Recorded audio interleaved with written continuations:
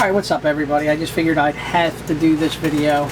I've looked online, I've seen a few videos about this particular lens, but nothing that's really pretty informative about it and what I think you're getting for your money. As of late, I just was able to get my hands on two of the fast 300mm lenses. I'm hoping this is going to put this thing to rest. The Canon 300mm f2.8 LIS versus the Sigma 300 2.8 OS. I decided to, out of those two lenses, keep the Sigma because the Canon it didn't seem to be worth the money. So what I'm going to do is I'm going to unzip this and show you what you get. You get this neat little foam thing that protects the top of the lens. This nice little bag, which is nice. And then you get the lens. I get this bag out of the way. And it's nice and padded bag. Get that out of the way.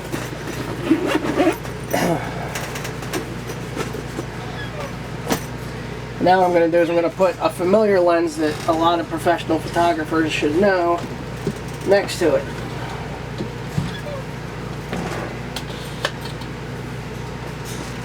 That's a Canon 100 to 400mm lens.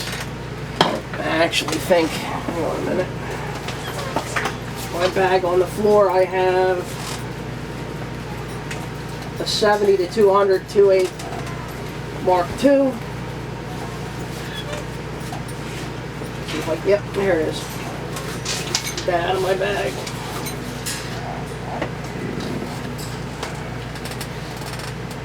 There.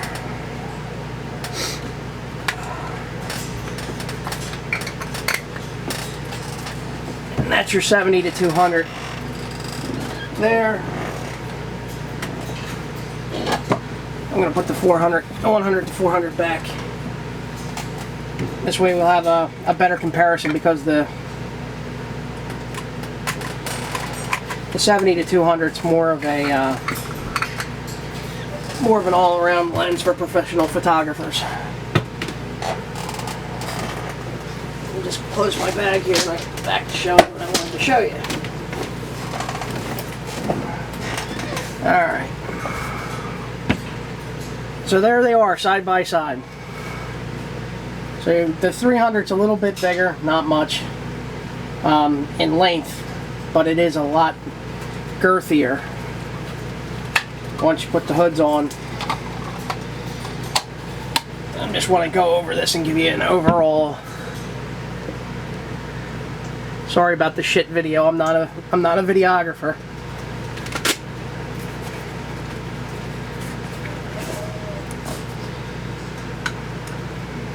Take this off.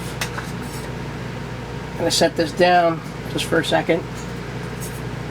There's the lens hood. See how massive it is. It's ridiculous. I can my arm through it and move it all around. But that's it there. That's what the front element looks like. Now, it's not going to be really well lit, but it's huge.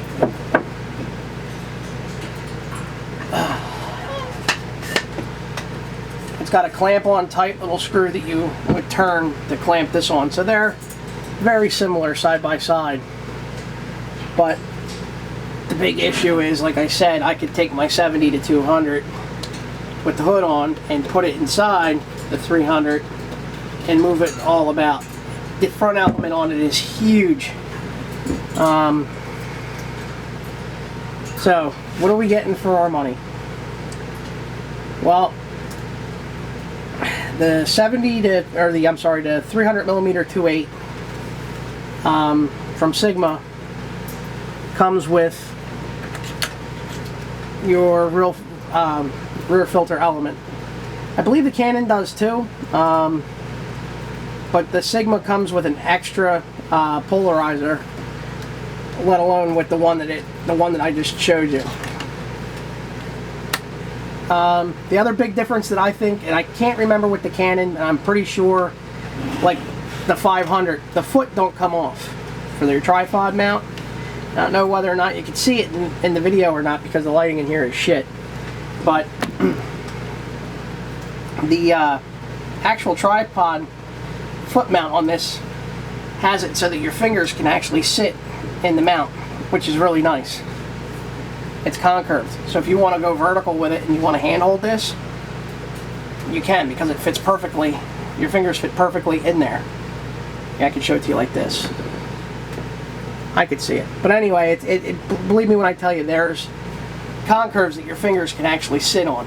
Now the cool thing about this lens, unlike the Canon, is when I turn this, I pull this, just like this,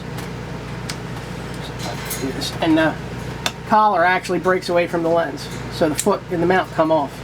And it's just a quick snap together type thing, and it locks on the lens. And of course, there's two little dots up here that shows you when it's loose and when it's tight. That's it. That's all there is to doing it. And so if you don't want to have it on the lens and you want to handhold it and you don't want to have the foot in the way, you can, which was kind of bothersome, I think, about most of the Canons. And then when you turn it, it's tight and it ain't going nowhere. It's made out of metal, as is the 7200. They're just slightly different sounding. One's a lot wider than the other, but believe me when I tell you, this Sigma lens is built like a brick shit house. It is AF, MF, switch up at the top for your manual autofocus. The ring is nice and smooth, just like you would expect on any of the professional lenses. It has a very good feel in it, in the hands. It feels nice. It's about a pound lighter than the Canon lens. It's a little bit narrower, where the Canon's a little bit broader, wider, I guess you could say. The images that this camera lens takes, I shot on the 5D Mark III with it, which I'm actually using now to film this video with. And I found that on full frame camera it's a beautiful thing. I've also even found that when shot on my 7D, crop factor takes it to a 480mm f2.8 lens, which is awesome, and it's still just as clean. The lens is razor sharp. I cannot justify spending what Canon wants for their 300-2.8 versus this. It's a beautiful thing. To me, it's just not, I can't justify spending it. And I noticed the Canon has a little bit more color in it. Not much, it's subtle differences. And picture to picture, that will vary. I've noticed that whatever you do in Photoshop, you can actually, or Photoshop or Lightroom, one or the other, you can edit that out. Again, it's just one of those things. I have all L lenses. This is my second lens that's not an L lens. I also have the 500 f4, so no, I'm not cheap. It has nothing to do with the money value of it. It had to do with which one I thought was cleaner, and why not save a couple bucks. I shot this with the 1DX. It works very well. I shot it with my, like again, on my 5D Mark III, which I put some pictures up when I went to Six Flags, just to show what it looked like. Remarkable. But again, it's just one of those things, whether or not you want to spend the extra money or not. One thing I will tell you, Canon shooters, though, when you buy this lens, and I've actually left here, I'll show you, is when we use these converters, there's a lip. I don't know if you could see it because the lighting sucks. And again, I'm not a videographer. But anyway, there's a lip, and you can see it. I can see it in the back of the camera now. On the top here, where this part of the element hangs out, you cannot use a Canon converter on this Sigma lens. It's just, you can't do it. This lip sits too far in to the lens, and it makes contact with the rear element. When I went up to the camera store to actually pick the lens up, I asked and they said they didn't know, so they said they wanted to try it first and see. So yeah, it don't work. You have to buy the Sigma teleconverter, which is $250 if you want to use a converter on that lens. Now with me in my situation, I don't see the point in it because I have a 7D and I'm not going to be shooting over that 500 millimeter range anyway because I have a 500 f4. So my 300 is going to stay a 300 unless I put it on my 7D, which then turns it into a 480. So having said that, there's no need for me to go out and buy it. Just another footnote, if anybody wants to use the 300 with a converter and you're shooting on a Canon body, the teleconverter is not going to work. So you're going to have to spend an extra $250 if you want the, I think it's 1.4, and another $350 for the 2x. But again, if you don't have a teleconverter, they will work on your other Canon lenses. Me, I like Canon, so I tried to stay with all Canon stuff. So I guess it is what it is when it comes to the converter end of it. But if you're not shooting a lot of super telephoto stuff where you need them extra reach, you'll be alright. The focus on this lens is insanely fast. It feels just as fast as the Canon. However, the Canon is wider, so it's moving a lot more glass, but they seem equal. So I don't want to say the Canon might be faster, but I guess if it didn't have to spin all that glass, it would probably be a little bit faster than the Sigma lens. Other than that, I mean, it's a great lens. It's a lot cheaper.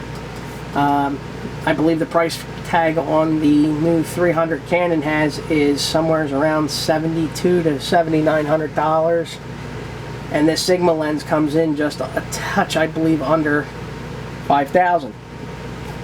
I was lucky. I found this lens as a brand new demo and only had, it only had about 150 frames through it, and I was able to pick it up for real cheap. So actually they sold it to me used, but as you can see, it is brand new. I put more time through the lens than the person that actually demoed the lens. So yeah.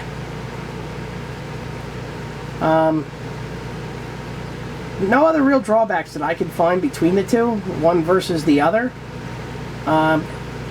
They did an outstanding job when they made that lens, so I'm very happy and very pleased with it. But I mean, you can still even see the 100 to 400 with the extender on it still isn't as stout, and you can see how wide bodied it is. So I mean, it's just a beast for a 300 millimeter lens. Not only that, but when you're walking through the field, the extra weight of the Canon, I don't know, it just seemed very simple for me to decide. Bang for the buck, you can't really tell the difference. So I didn't see too many informative videos on YouTube or any of the other little forums about this lens, and I think it's very overlooked and passed by, because when you think telephoto, you want Canon. Well, I could pull 5 or 6 different lenses out of here, as a matter of fact, just to show you. I use all L lenses. There's one. That's the 100 millimeter 2.8 macro. There's a 24 to 70 2.8 Mark II. Let's see if I can reach here. There's a 135 f2.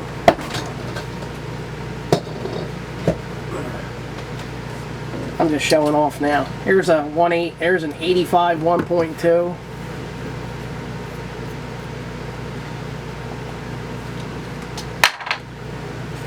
You know what? I think. Hang on a minute. These are some of my common lenses that I keep. That's a 50 millimeter 1.2.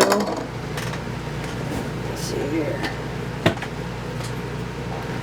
I think that's all I got in my little shelf.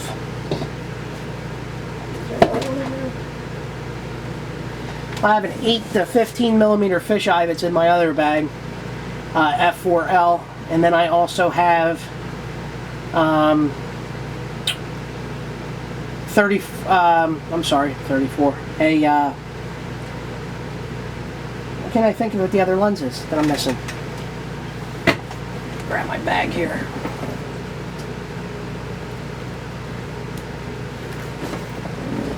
I have the 200-2.8. That's the one that I'm not looking for, the prime lens. We have that. We also are in the process now of picking up real wide glass, the 16-35 2.8 Mark II. And rumor has it now, I heard that Canon is coming out with a 35 millimeter 1.2.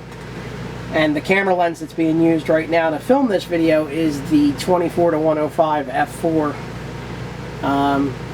And that's being used on the 5D Mark III for the video. So I have nothing but, like I said, L glass. So no. Is it weird to see me with a Sigma? Yeah, it kind of feels a little weird. But I got to be honest with you, for the bread and the cake, I'm happy with it. I like it.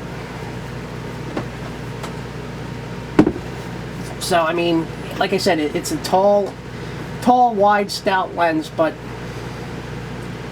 it does a hell of a job. And these are just some of my wedding lenses that I have sitting here. Some of the bigger lenses, and I don't really have the room to pull all of them out.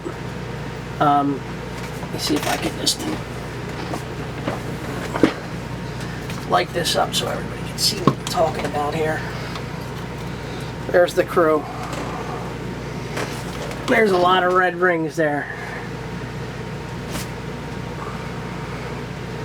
So it is what it is. Will I buy another Canon lens after the Sigma? Yes, because I know that Canon does make good stuff, but I heard that the Sigma 300 was where it was going to be because of the price. Will I continue to look at other off third market party lenses? Yeah, I will, because I have the ability to test them before I buy them. I've been blessed with that, so I've been really lucky. So if you have any questions, you can comment it or whatnot. But like I said, I don't think that you're going to find a better bang for your buck kind of lens versus the Sigma 300. If you're in the market for a 300, that would be the way to go. All right? Thanks a lot. Bye.